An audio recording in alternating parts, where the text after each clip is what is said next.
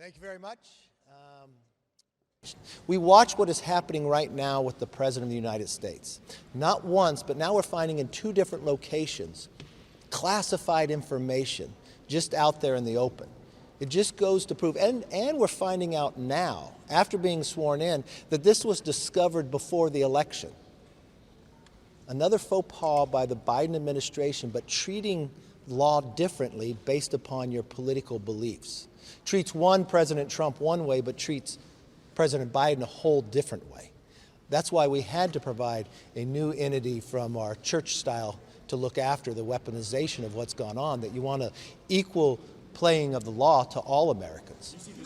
But I think Congress has to investigate this. Here's an individual that's been in office for more than 40 years. Here's an individual that sat on 60 Minutes that was so concerned about President Trump's documents locked in behind, and now we find it just as a vice president, keeping it for years out in the open in different locations.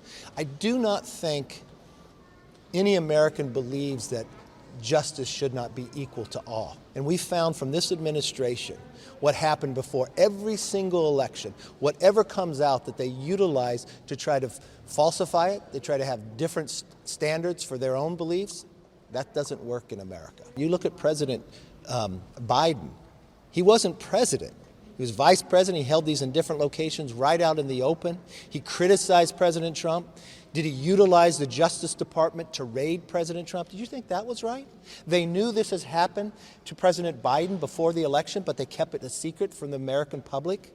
He goes on 60 Minutes, criticizes President Trump, even knowing what he has done, and he wasn't president at the time. Now we find another location that it's at, but he refused to answer. His press secretary won't answer the questions. We don't think there needs to be a special prosecutor, but I think Congress has a role to look.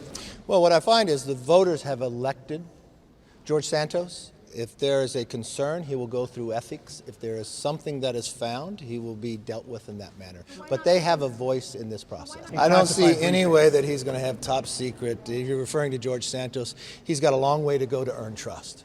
But the one thing I do know is you apply the Constitution equal to all Americans. The voters of his district have elected him. He is seated. He is part of the Republican conference.